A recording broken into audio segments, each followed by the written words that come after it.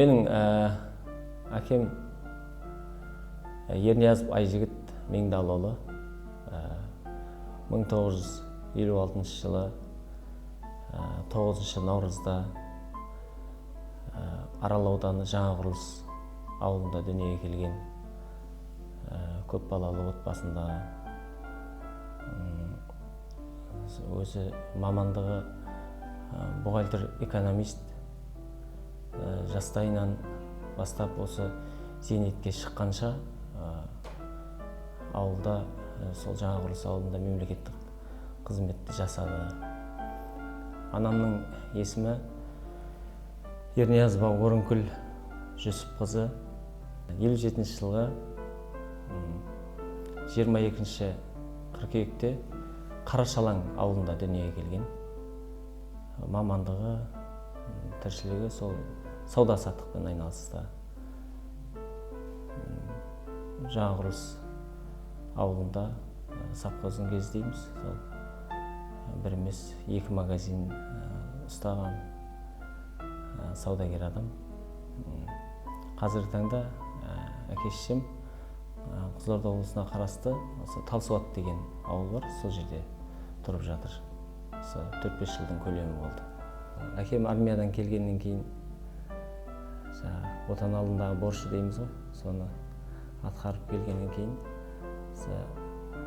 Жаңақұрылыс ауылында балабақшада қызмет жасап жүр екен анам. Сол кезде көзге түскен болу керек әкемнің. Ол кезде қазіргідей телефон жоқ, WhatsApp жоқ.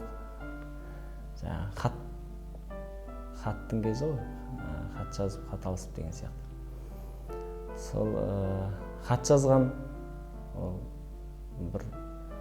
оның қайтуы да қиын, жауабының. Бір 4-5 айдан кейін шешемізден жауап келген. Онда да алдында үйленбеген ағасы болғаннан кейін анам келсе қоймаған. Кейіннен сол екеуі жарасып, қыз бен жігіт болып, әке-шешесі менің атам мен әжем ғой, енді ертерек өмірден өткеннен кейін әкем үйлену керек болған. Сол ұсыныс тасталған кезде анамның алдындағы ағасы үйленбегеннен кейін енді болмайтын болған ғой. Енді ол кездің қатып қалған заңдылық бар ғой ауылда да. Сонымен бір жақсы жері ол кезде алып қашу деген бар ғой. Әкем күліп айтып отыратын осындай әңгімелерді. Жолдас балдары, достары, қатар құрбылары өте тату тәтті болған, тату тәтті өмір сүрген. Жан-жағынан қаумалап, бір күн алып қашқан ғой, көнбегеннен кейін. Бірінші алып қашу сәтсіз болды дейді. Сонымен бүкіл жолдас балдарымен барып кешірім сұрап, әйтеуір кешірімін алып, сөйтіпті да артынша 3 күннен кейін сол тірлігін қайталап, шешемді алып қашқан. 77 жылдары үйленген. Ол кезде бір көйлек дейді ауылда, қыздың көйлегі, ұзатылатын қыздың көйлегі. Қазір енді басқаша ғой заман. Бір көйлекпен бүкіл ауылдың қыздары ұзатылып, соны қазіргі тілмен айтқанда свадьба дейміз ғой, жастар тойы. Бүкілі сол бір көйлекпен ұзатылып үйленген екен. Соны бір күліп айтып отыратын. Үлкендеу көйлек, бірақ размері келмей қалса, бір шағындау қыз болатын болса, белін буып, соны бәрі жарасып жататын дейді. Енді қазір қанша нәрсе, дастархан болсын, киім болсын, барлығы мол болған сайын пейіл тар сияқты деп ойлаймын. Әкем айтып отырады, сол жоқшылық уақыттарда сол бірақ көңілді, керемет той болатын, пейіл кең болатын деп жаңағы бір жаңағы мафонмен, магнитофонмен өткізе беретін болған сол кездерде жаңағы тойды, қаншама тойды. Осындай бір қызықты оқиғаларды айтып отыратын әкем. Әкем негізі қатал адам. Бір сөзді уәдеде тұрған жақсы көретін. Бірақ бізге бір қол ұшын тигізіп көрген емес, әкем де, анам да. Өйткені ол қаталдығын тек жаңағы ұрып соғып, жұдырықтап деген сияқты бір үйдің берекесін шырқын бұзу, сондай нәрселермен білуге болмайды ғой. Қаталдық деген нәрсе ол шешеге байланысты сияқты ол нәрсенің барлығы. Сол әкеңге жатыр. Әкеңе айтамын қазір. Әкеңнің қас-қабағына қараңдар. Сөйтіп кішкентайымыздан солай құйып тастағасын біздің миымызға.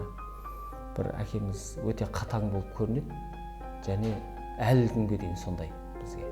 Бірақ бір қызығы, жақсы жері әкеміздің, анамыздың бір саусағының ұшы тиіп көрген емес бізге. Анам өте мейірімді адам. Жаңағы қазақта сөз бар ғой, жер қозғалса қозғалмайды дейтін. Өте мейірімді, аяулы. Енді анама тіл жетпейді, сөз жетпейді. Анамыздың тәрбиесі шығар деп ойлаймын. Бір жағы жақсы, қазіргі уақытқа ондай бір жақсы емес. Өйткені неге?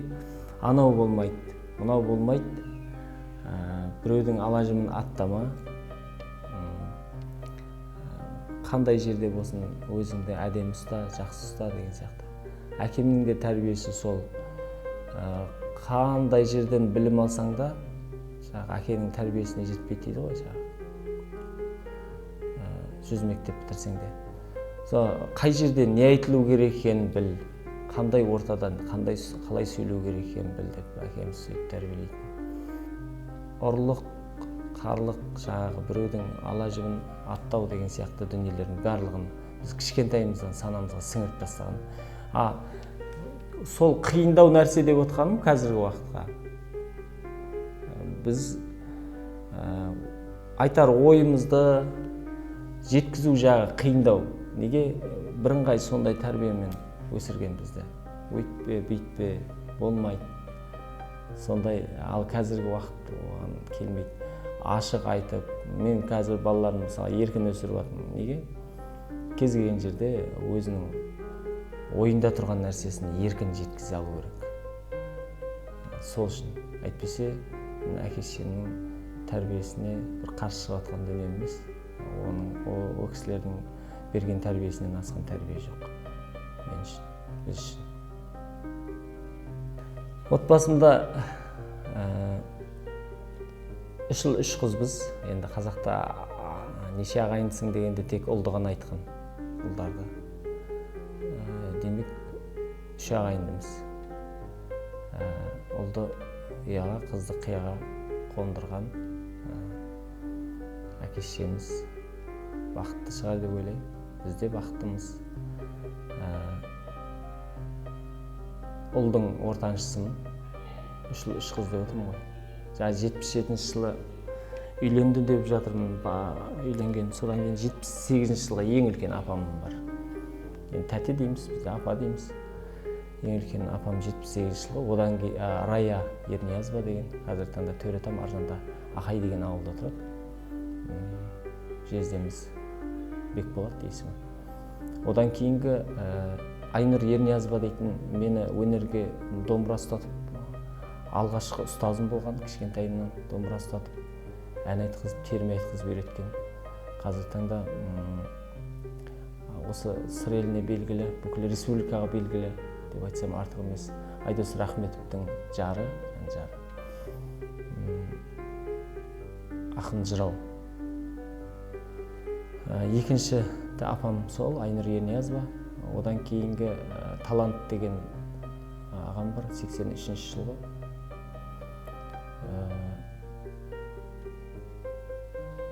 төртіншісі мен. Одан кейін бір қарындасым, Гүлмайра деген қарындасым бар. Мүтәліп деген ең үйдің кенжесі бар. Інім қазір сол кемпір шалдың қолында, келінімен, бала шағасымен. Сондай өсіп өніп жатқан үлкен отбасынан шыққан жігітпін. Жаңағы айтып отырмын ғой, шешем 2 совхоздың кезінде 2 магазин ұстаған әкеміз, жақсы қызметтерде болды, бас бухгалтерде болды, салық саласында да жұмыс жасады деген сияқты. Сондай жақсы жағдайда жүрген балалар болып өстік. Артынан совхоз тараған кезде бір өте қиындау уақыттар болды. Бүкіл ауылға, қалаларға десек те болады бізде. Жалпы тоқырау болды ғой. Тоқыраудың кезінде біршама қиыншылықтарды көргенбіз. Жаңағы туған ағам айтып отырмын, талант деген ағамыз екенбіз. Кәдімгі егіс егетінбіз ауылда, жаңағы тары дейді. Тары егіп, соны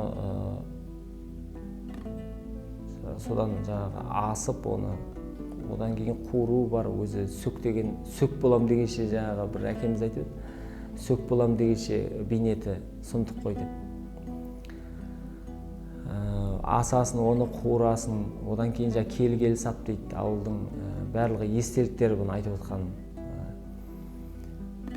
Келге түйіп, оны қаралау дейді, ақтау дейді, сонымен сөк болам дегенше біраз жұмысы бар. Соны жарты қап қылып, немесе бір қапқа жетер-жетпес қылып, ағамыз екеуміз Қазал ауданына алып барып, базарға өткізіп, ойнағымыз келген ойыншықты ала алмадық. Жаңағы үйге продукты ғана алып қайтатынбыз. Қазіргі уақыттар керемет қой, кез келген жаңағы ойнағың келген ойыншықты алып жатыр балалар. Ол да жақсы, балалық еркіндігінен айырмаған дұрыс деп ойлаймын. Алғысы келген дүниесін алған жақсы. Мен сол жағынан кішкене ойланам. Қазір балаларыма ойыншық алып беретін болсам, өзім таңдап жүріп алып жүрем, өзім қызыққан ойыншықтарды. Сол балаларыма да олар қызық болып жатады. Әуелі үйге келгеннен кейін өзім ойнап, құрастыратындарын құрастырып, сосын бірінші өзім ойнап алып барып, сол балаларыма берем. Ол неге? Ол ауылда сондай мүмкіндіктің сәл болмаған деп ойлаймын. Жаңағы алюминий сымнан неше түрлі жаңағы көліктер жасап, ағашқа шеге қағып, бір машинелерді жасап, сондай есік аузындағы жатқан жаңағы киіп кете беретін аяқ киімдер бар, солардың өзін жаңағы құм толтырып ойнап, машина алып, сондай балалық кезім енді сондай керемет дүниелерге толы. Оның бәрін енді айта берсек, ойындар қандай, асық топай, жаңағы бір жерде асықтың жаңағы топайды, бір жерлерде үлкен асық деп айтып жатады ғой. Асық топай дейді бізде. Ләңгі ойнаймыз, керемет ойындар. Ол мезгілімен болатын ойындардың барлығы ойналатын біздің ауылда. Кейіннен барып мына үлкен сахна дейтін ән жаздым мен. Оны неге жаздым? Кейін ауылда сет тартатын болды, мынау жаңағы. Балалардың бәрі сотқа ұстайды интернетте, ауылға су үйдің ішіне кіріп тұр.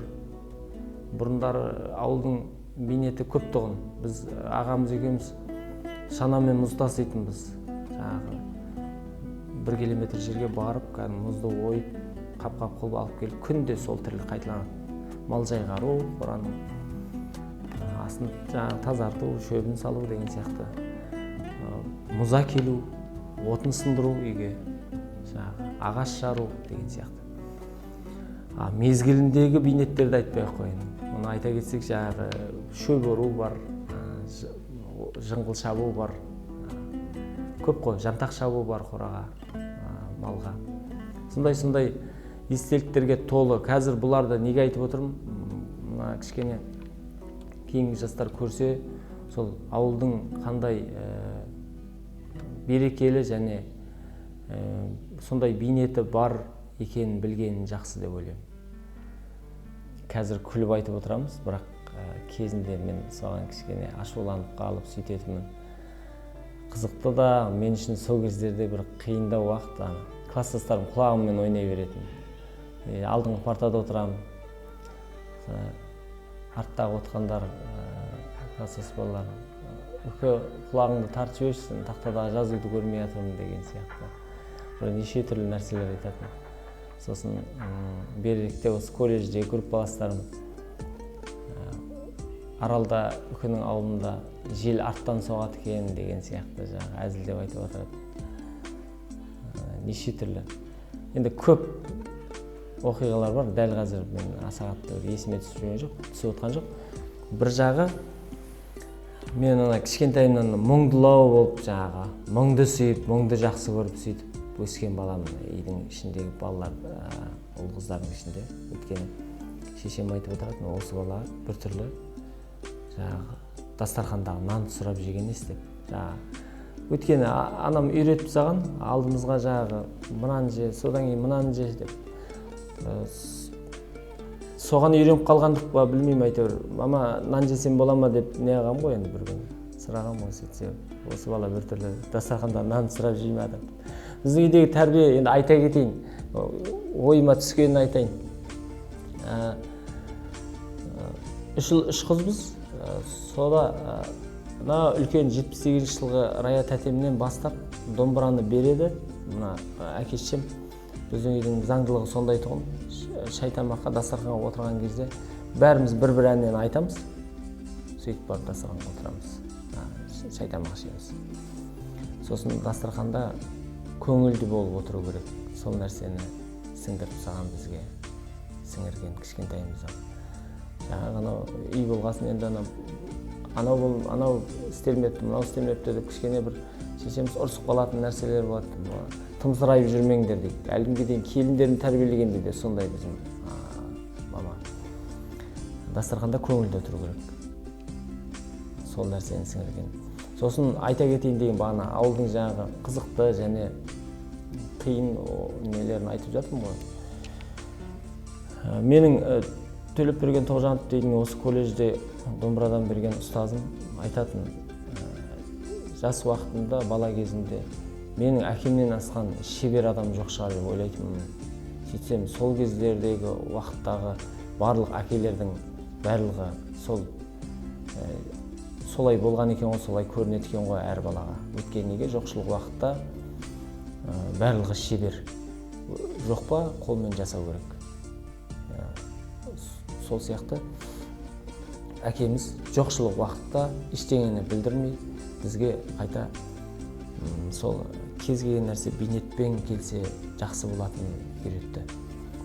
Жаңағы бір аяқ киімнің беті бүтін, келесі аяқ киімнің табаны бүтін болатын болса, екеуінен аяқ киім шығарып, кәдімгі қалай тігу керек екенін, капрон жіппен, ілмек бізбен, соның барлығын бізге үйретіп, кәдімгі сабаққа киетін аяқ киімді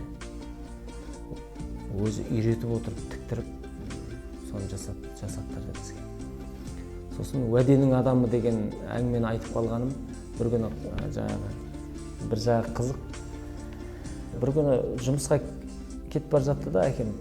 Ағамыз екеумізге анау қой қораның бастырма дейміз ғой, қораның ішіндегі қораны жылы болу үшін ішіне жасалатын бастырма дейді. Соның ішіндегі қи дейді ғой, жиналып қалған қиын тазартып қойыңдар деді. Болды деп қалғанбыз. Сонда ойымыздың жартысы ойында тұрады. Әкеміз кетіп қалғаннан кейін жаңа ойнап кеткенбіз ғой, ұмытылып кеткен. Өмір түйірлі әкем жұмыстан келді. Шешем бір қазан қылып лапша тамақты істеп, осы суытып, сапырып енді құйайын деп. Ай, балдар, бағанағы таңертең тапсырып кеткен жұмысты жасап қойдыңдар ма деді. Ағамыз екеуміз бір-бірімізге қарап та, соны ұмытып кетіппіз деп айтты. Жоқ, онда шай тамақты соны жасап болғасын ішесіңдер деді. Соны жасап келіңдер деп. Бізде әкемізге қарсы сөйлеу дейтін жоқ. Және анамда да жоқ ондай. Ай, енді ертең істер деп айтуына болады еді. Шешем айтқан жоқ, оны айтпайды да. Екеуміз тұрдық та кетіп қалдық, ағамыз екеуміз қора жаққа қарай. Шешеміз өте айтып отырмын ғой, мейірімді адам. Аспал шам дейді, қораға арналған, өзі далаға, желге сөнбейтін. Сол шамды жағып, өзімізден еріп барып, сол шамын жағып жүріп, бағана енді соны күміс істеп қоймадыңдар ма? Не болды енді мынау? Деп, сол қораның қиын түнімен, мынау бастырма түбінде, ар жағында, қораның ар жағында. Соның бәрін түбімен қиын алып, сыртқа қарай шығарып, бір 2 сағат, 3 сағаттай жұмыс болды. Жаңағы ауылдан, көшеден үйренген біраз салиқалы боғауыздардың барлығын ішімізден айтып, сонымен ағамыз екеуміз бітірдік сол жұмысты. Бір қызығы, үйге келсек, әкем әлі шай тамақты ішпеген, тамақты дастарханда отырып, ой, балдарым келді ме, енді ішуге болады шай тамақты деп күліп қарсы алды да бізді. Бізге әкеміздің күліп жаңағыдай болып сөйлегені барлығын ұмыттырып жібереді болды. Бізге әкеміз күліп келсе, күліп кірсе болды. Қас-қабағына қарап өскенбіз біз. Сондай бір қызықты оқиғалар болған. Ол не? Ол тәрбие әлі күнге дейін, кеше ғана мүшел жасқа келдім, 37 жасқа. Әлі күнге дейін сол нәрсе әлі ойымнан кеткен жоқ. Бір жағы тәрбие, бір жағы жұмыс жасалды, уәдеде тұру керек екенін үйретті. Қазір мен керемет әкемін деп айта алмаймын. Бірақ сол балалық кездегі армандаған, бір жақсы көрген, жасағым келетін, істегім келетін дүниелерді барынша сол балдарыма, ұлдарыма мүмкіндік беремін. Құдайдың берген 4 ұлы бар. Балалықты еркіндігінен айырмау керек деген ұстаным бар менде. Еркін өсіп жатыр. Келешек қандай болатынын енді кез келген әке-шеше баланы жаман болсын деп тәрбиелемейді. Барынша өзінің бойына сіңіріп өскен білімін, тәлім тәрбиесін балаға сіңіруге тырысады ғой. Бірақ Құдайым бала берсең сана бер, саналы қылып бермесең есебін тапты ала бер дейді сөздер. Олардың сол санасына берсін деймін, келешек. Оны қандай қылып тәрбиелесең де санасына бермесе болмайды. Сол үшін жақсы әкемін деп те, жаман әкемін деп те ойламаймын. Барынша сол еркін өсіргенді ғана қалап отырмын. Бұзық емес, бұзық қылмаймын. Еркіндік деген бір бөлек, ол бұзық деген бір бөлек. Ол арасына ажырата білу керек. Еркін, бірақ бұзық емес солдар. Сондай қылып тәрбиелеп отыр. Бала кезден армандайтынмын. Қой бағып жүріп, ой бағып жүретінбіз. Қой бағып жүріп көп әндер айтамын, өзім жаңағы. Ондай ән жоқ, бірақ өзімнен шығып атады. Сөзімен үші. Айқайлап ән айтып жүремін, сол арманым. Мен мынандай даусымды, мынандай шығарып атқан әнімді, осындай дүниемді бүкіл халық тыңдаса ғой деп айқайлап жаңағы. Айқайлап, Нұрада қой бағып жүріп. Сол бір арманым тұғын. Екінші арманым, ауылда 2-ақ канал көрсетеді жаңағы. Теледидардан, черный телевизор ғой, кішкентай, қарапайым. Онда бір канал көріп боламыз да, екінші каналға ауыстыру үшін сыртқа шығып антенны бұрамыз басқа бағытқа. Сондай уақыттарда жаңағы әкем жаңалықтар тыңдайды. Сол кезде біздің бүкіл облыстарды көрсетіп атады. Ақтөбе қаласында, Алматы қаласында осындай деп. Сол мына қалаларды, осы қалалардың барлығын көрсем ғой деп армандайтын. Бала кездегі арман ғой. Осы 2 арман. Сол бала кездегі арманым орындалды деп ойлаймын. Сол қой бағып жүріп Қуындырада айтып жүрген әндерім, өлеңдерім, дауысым бүкіл қазаққа естілді деп ойлаймын қазіргі таңда. Өйткені өзім бір жеткізбесем де, менің әндерімді бүкіл қазақ эстрада жұлдыздары айтып жүр. Атын атап түсін түстемей-ақ қояйын, Құдайға шүкір деп айтайын. Әндерім шырқалып жүр. Екінші арманым жаңағы Қазақстанның көптеген облыстарында аралап өнер көрсеттім. Той саласында болса да барлығын көрдім десем болады. Қазақта андай сөз бар. Әке шешесі бар адамның, бар баланың басында алтын тәжі болады дейді. Оны кез келген адамға көрінбейді, әке шешесі жоқ адамдарға ғана көрінеді дейді. Соның қадірін білу керек. Біз енді әке шешеміздің қадірін керемет біліп жатырмыз деп айтып отқан әңгіме емес. Негізі көп жағдайда әке шешең бар екенін қадірін көп аса біле бермейді. Барынша әйтеуір кішкентайымнан болсын, мектеп кезінен болсын, одан кейін колледжде оқыдым, Астана қаласында Қазақ ұлттық өнер университетінде оқыдым. Сол уақыттарда жалпы өмірден тапқан достарым болсын, мендегі достардың ұл болсын, қыз болсын, біркем дүние көбісі. Біреуінің әкесі жоқ, біреуінің шешесі жоқ. Я болмаса біреудің жалғыз ұлы деген сияқты, жалғыз қызы, я әкесі де шешесі де жоқ деген сияқты. Көп аса сондай жанымдағы достарымның көбісі сондай. Солардың жандарын түсінемін, солардың әңгімесін түсіне аламын. Адам көріп білу міндетті емес шығар, сезіп білу керек деп ойлаймын. Солардың өмірімен өтіп қараған кезде мен әке-шешеме дұрыс көзқараста, соның барынша қадірін білуге тырысамын. Жаңағы керемет бір жағдайды жасап тастамасақ та, осы қадірін білеміз әке-шешеміздің. Алтынның қолда барда қадірі жоқ деген сөз бар. Сондықтан сондай екен деп қадірін білмей қоймау керек, әке-шешенің қадірін білу керек. Мынандай да сөз бар. Барлық нәрседе ысырап бар екен да өмірде. Кез келген нәрсе. Той жасап, көп дастархан жайып қойсаң да оның ысырабы болады. Көп нәрседе, барлық нәрседе ысырап болады екен да. Тек әке-шешеге жасалған дүниеде ғана ысырап болмайды екен. Оны айға ұшырып апарып қайтасың ба, Меккеге барасың ба, тағы қандай нәрсе жасағың келеді.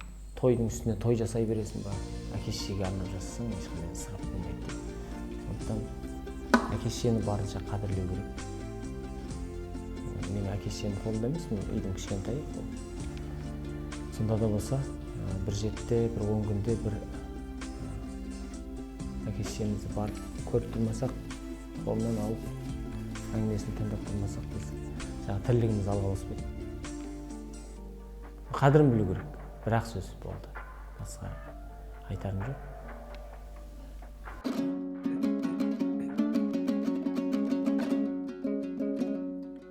Аспан тау асқар таумен талас алмайды.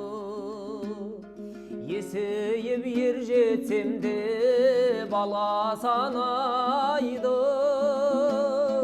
Анасы бар адамдар қартаймайды. Әкесі бар адамдар аласармайды. Әке сен асқар тауым еңселісің, қадір мен қасиеттің өлшемісің. Алатаудай басыңды ала сартпай, адам болып келемін мен сен үшін.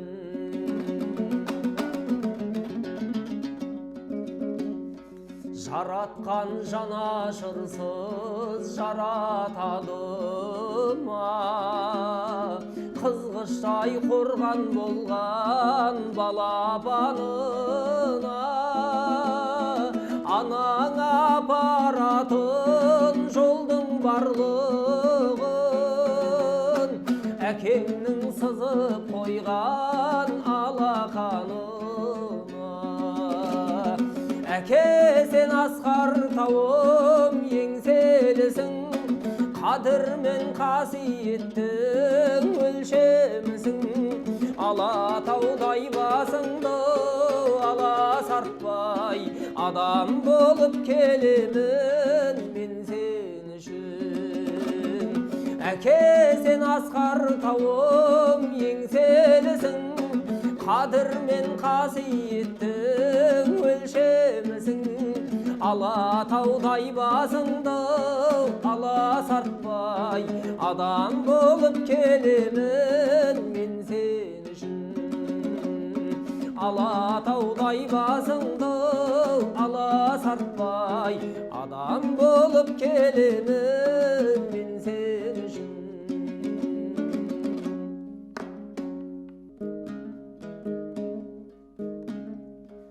Тоғыз ай 10 күн толғайды, өмірге мені жолдайды. 6 қат аспан астында анамдай адал болмайды, анамдай адам болмайды. Жалғызым жаным жан апам, мақтадан мамық алақан. Ананың жаны боз торғай, баланың жаны балапан. Адамды Алла көп сынар, әкенің сөзі оқ шығар, анамдай сұлу адамзат жұмақ жақта да жоқ шығар. Періштем болып қорғайды, пейіштей болып орнайды.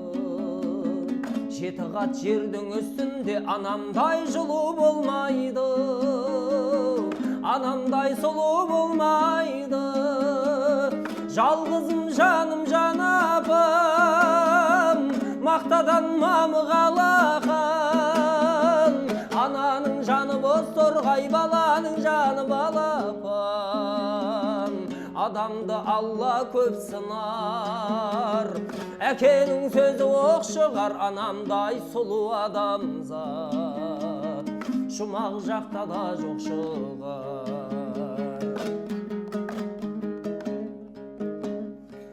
Қартайса анаң сол қайғы, ақ жүзін әжім торлайды. Жүрексіз адам болса да баласыз ана болмайды, анасыз бала болмайды. Жалғызым жаным жан апам, мақтадан мамық алақан. Ананың жаны боз торғай, баланың жаны балапан. Адамды Алла көп сынар, әкенің сөзі оқ шығар, анамдай сұлу адамзат жұмақ жақта да жоқ шығар. Анамдай сұлу адамзат жұмақ жақта да жоқ шығар.